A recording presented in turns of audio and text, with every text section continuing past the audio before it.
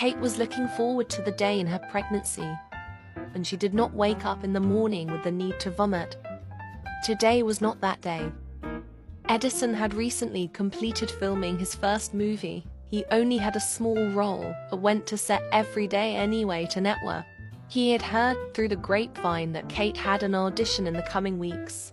This enraged Edison because he was under the assumption that she was going to quit acting to be at home with their child. Kate stated that she had claimed no such thing. Acting was her dream and life's calling, and she would not give that up to be a mother and homemaker. Edison would not stand for this.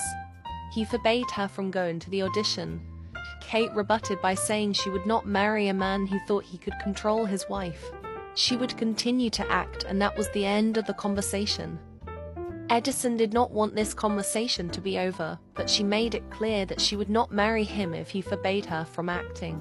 He let the topic go for now, but this would not be the last time they spoke about it. Edison apologizes to his fiancée for being so rash and begs for her forgiveness. The thing he wanted most in the world was for Kate to be his wife, and he hoped that was still happening.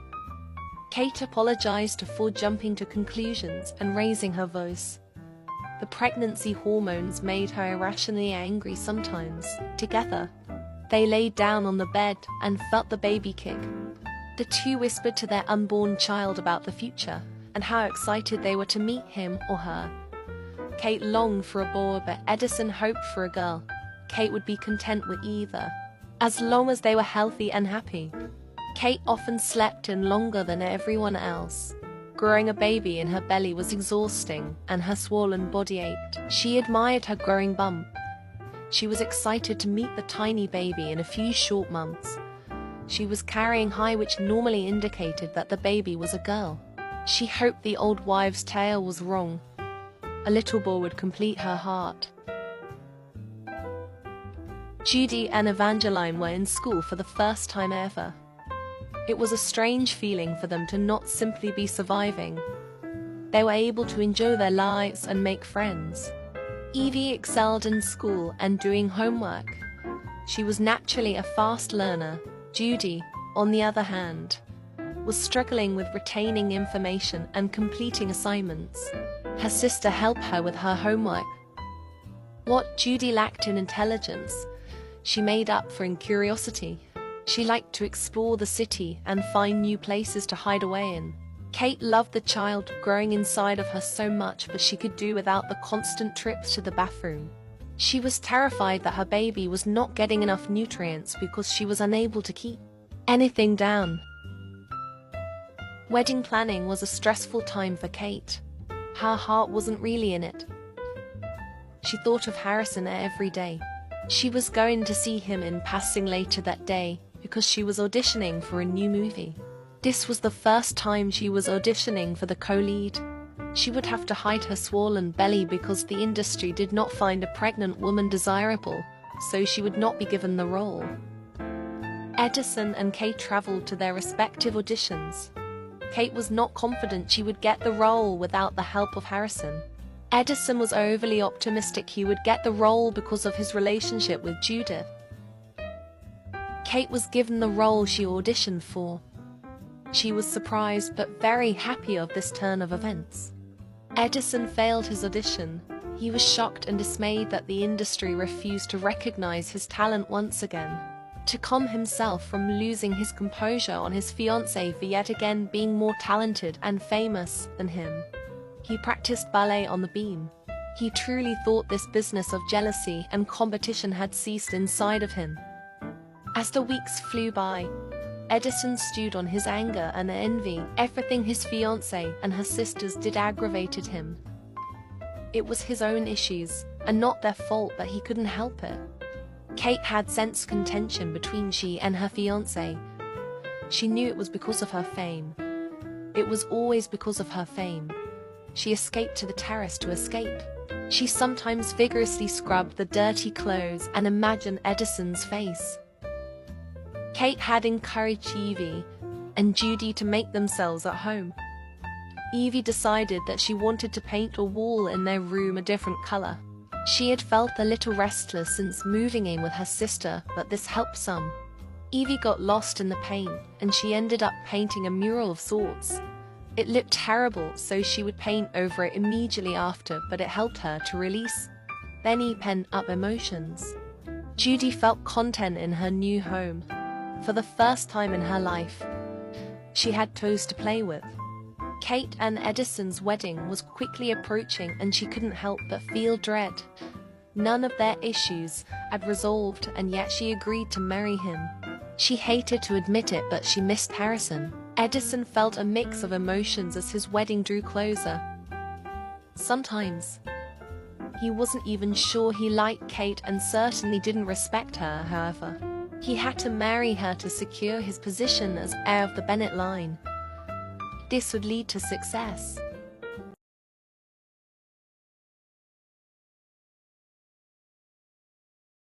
The night before their wedding, Kate read a book to their child while Edison cuddled up against her. Kate read her child the books that her father used to read to her.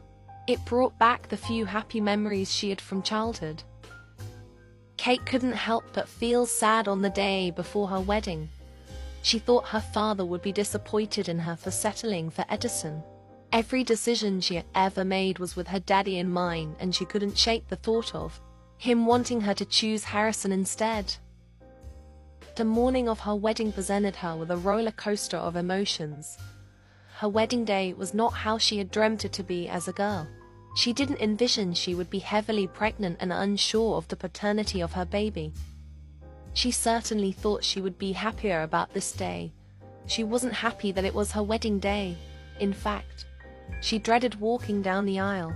The only thing that brought her any joy today was the life growing inside of her. Vivian was the first person to arrive at the wedding venue. She took a drag from her ciggy as she stood by the altar. She was scared that Katie was making a terrible decision. Edison walked up the aisle to the wedding arch as the guests were arriving. He was happy this day had finally come. He was about to become the Bennett family heir and inherit years of family money.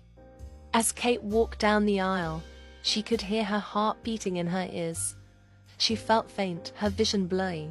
She kept a smile on her face through it all because people from the newspaper were covering her wedding. This was a nightmare. Janine and Francis had traveled a long distance to celebrate their longtime friend. Harrison plastered on a fake smile during the ceremony because he did not want Kate to feel sad on what should be the happiest day of her life. He had a quick thought to run up and profess his love for her, but he resisted the urge. Edison kept his speech to Kate short. He told her that he loved her and it was always going to be her. Kate had a full speech prepared because she had written it weeks ago. She had rehearsed it so many times that it was memorized. Right now, she was nothing more than an actress giving the performance of a lifetime, not the besotted schoolgirl she once was. As they exchanged rings, Kate felt as though she was exchanging her fun and free lifestyle for handcuffs and prison walls. As soon as the ring was on her finger, she knew she made a mistake. Kate and Edison shared their first kiss as a married couple, and Kate felt the urge to recall. Kate remembered that her wedding was being covered in the newspaper, so she put on a show for them. She needed good press for her upcoming movie. It was truly a strategic move, not one of love for Edison. She had learned well from him. All of their friends from the academy and preparatory school traveled to celebrate their union. The friends and colleagues from the industry also attended the wedding. They threw rice up in the air for the newlyweds to have a prosperous marriage. Kate and Edison were encouraged to share their first dance together. Kate was hesitant but knew she had to continue her performance of a lifetime. She felt such conflicting emotions as she looked at her new husband. There was still a place in her heart that loved him and always would. However, her heart was stolen by Harrison. She also did not like the person Edison was becoming. Janine took a drag from her ciggy as she watched her best friend. She knew that girl so well and knew something was off. She wished she was staying in town longer to get to the bottom of it. The newlyweds returned home shortly after. Kate preferred to go to sleep because she was extremely pregnant and she had been on her feet for the majority of the day. Edison insisted that they consummate their marriage because it is what all married couples do on their wedding night. Kate agreed. Their dynamic has shifted even more since Edison was now the head of the Bennett family. He enjoyed having legal power over his wife and finally felt he could control her. He wanted fame, but the next best thing was power.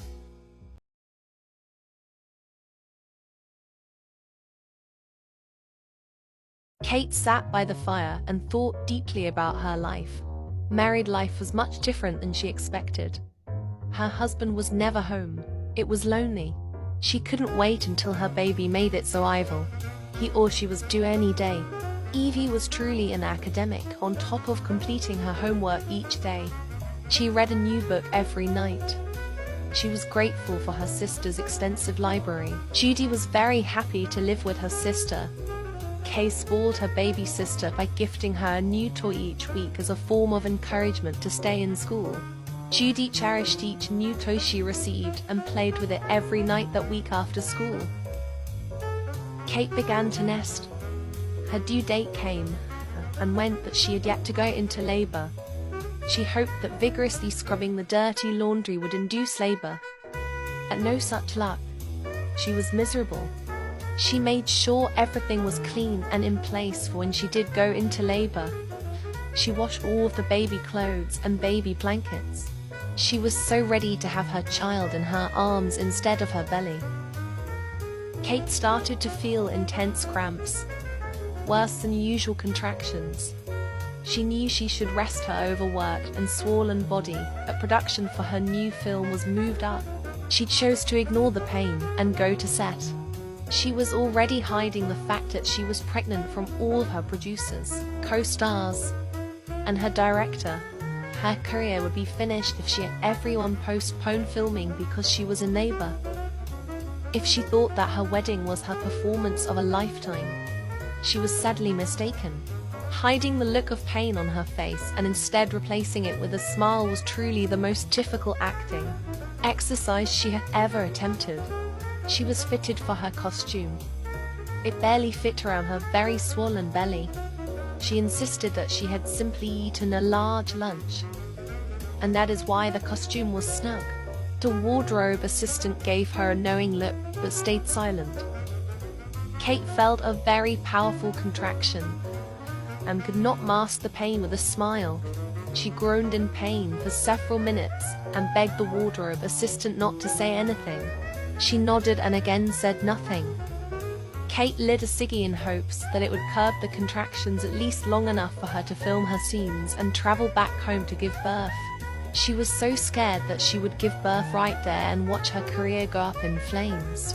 She silently willed the child in her belly to quiet down just for a little bit. This film could catapult her into stardom, and would allow her child to live comfortably for their entire life. What made everything so much worse was that her first scene partner was none other than Judith Ward.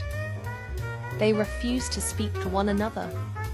Her first scene was very scandalous for a film for this time period. She was to flirt with another female character. She was the ship's captain and had a flirtation with Judith's wench character. She hoped she was believable enough. Kate was much happier performing the action scenes with a different scene partner. She was worried about her mobility for this scene given the fact that she was in labor. Kate ended up messing the scene up because she started to have a contraction and dropped the sword on her boot. It thankfully missed her toes, but the scene was ruined. She later learned that the director kept it in and made the scene comedic instead. The next scene that Kate filmed was her character's attempt at mind control. It did not work towards the other character, but the director again showcased it in a comedic way. In fact, he changed Kate's entire story to be comedic instead of dramatic. Kate's final scene was steering the ship. She focused on her hands on the wheel instead of another contraction ripping through her body. She was thankful this was her final scene. The stage lights were turned off where she was standing, and she was finally able to allow herself to help her body through the contraction by deep breathing and holding her belly. She could finally go home and give birth. Kate was nominated for an award for her performance in this film. She was shocked because her performance was not up to par with the rest of her roles.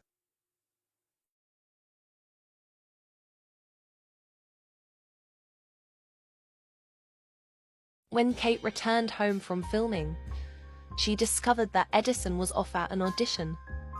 He had neglected to inform her, so she had to start preparing for labor with only her sisters. Kate sat in bed and focused on her breathing. Now that she was free of filming commitments, she was able to allow herself to feel every contraction. This was a pain she had never felt before, but welcomed it because she would soon have her child. She couldn't wait to kiss her little baby's face and finally see who she had been growing for 9 months. It was also the moment of truth to see if Edison or Harrison fathered her child. Little Judy was so excited to meet her niece or nephew. She had never met a baby in person before and couldn't wait to smother them with love. Kate offered for Judy to feel her belly for the first time, and Judy accepted happily. Evie could see how much pain her big sister was, and so she offered to sway with her to help alleviate the contraction pain. Kate was so grateful for her little sisters and felt so grateful that they were here with her during such a difficult time. She felt so much anger and sadness towards her husband. He was never home anymore, as she expected him to be present for the birth of their child. She had half a mind to ring for Harrison. She knew he would be here. She had no idea who the father of this baby was, and yet she knew that wouldn't matter to Harrison. He would love both of them no matter what.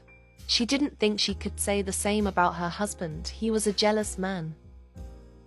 Edison returned to the townhouse with a pet in his step. He passed his audition and would be a supporting role in the next feature film. He was not expecting to return and hear his wife screaming in pain.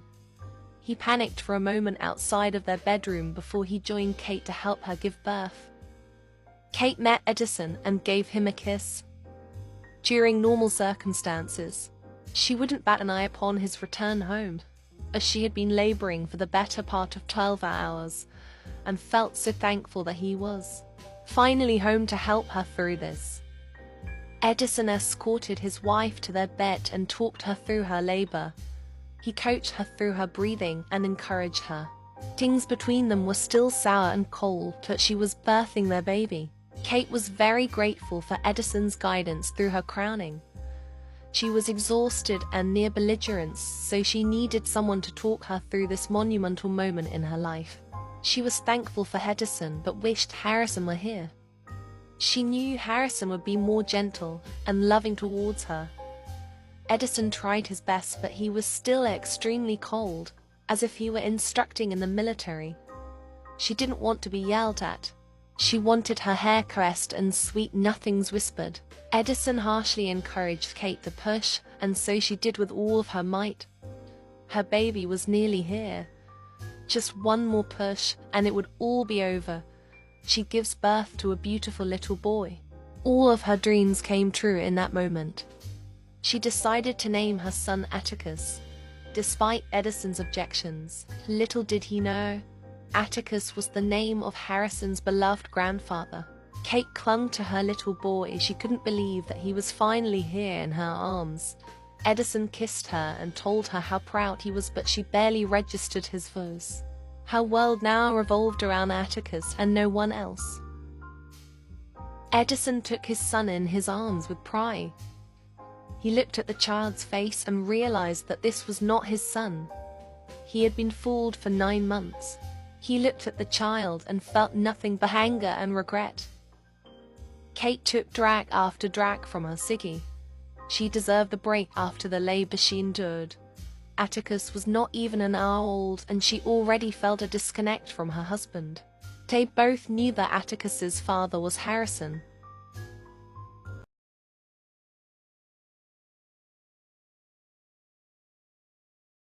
Evie and Judy spoke excitedly about the new addition to the household. They both were very excited to smother baby Atticus with love and comfort. Judy spoke to little Atticus once he woke up from his nap.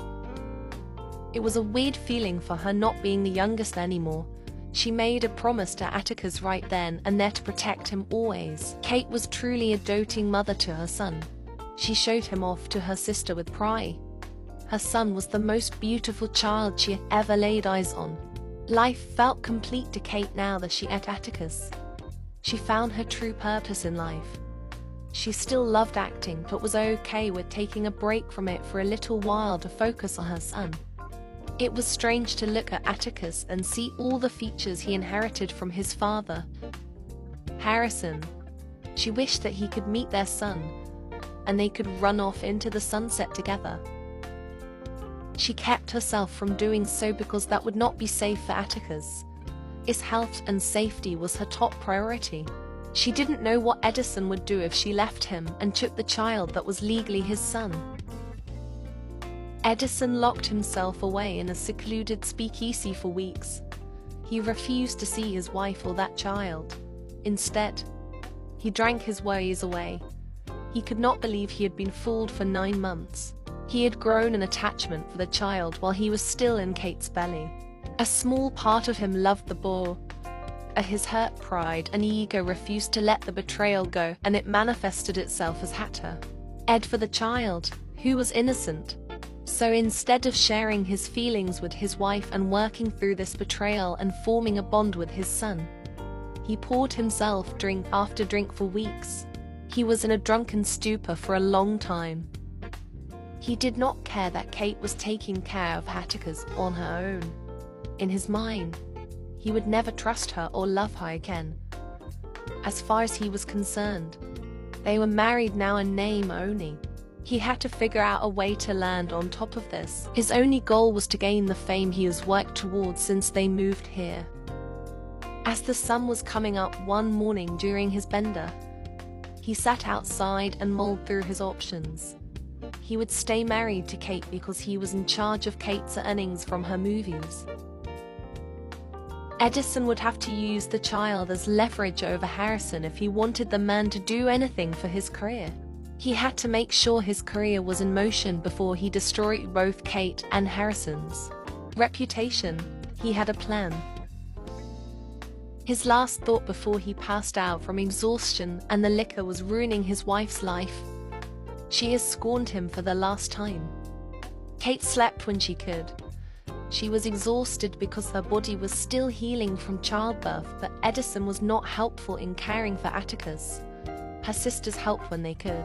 Evie felt very happy that her sister trusted her enough to take care of little Atticus. This reminded her of when Judy was this little. She was very good at caring for children and hoped to have several of her own one day. Kate was very grateful for Evie's help because she was able to take a much-needed bath. She thought of how her marriage was in shambles even though it had only been a few months. She thought of Harrison and hoped he was happy. Atticus was a very happy baby for the most part. He only really cried when he was hungry or he had a dirty diaper. Kate couldn't have asked for a better baby. Some of the faces he made reminded her of Harrison, and that made her long for him more. Their breastfeeding journey was thankfully an easy one. He latched well and Kate had a great milk supply. Their bond evolved seamlessly as mother and son. Her love for Atticus grew multitudes every single day.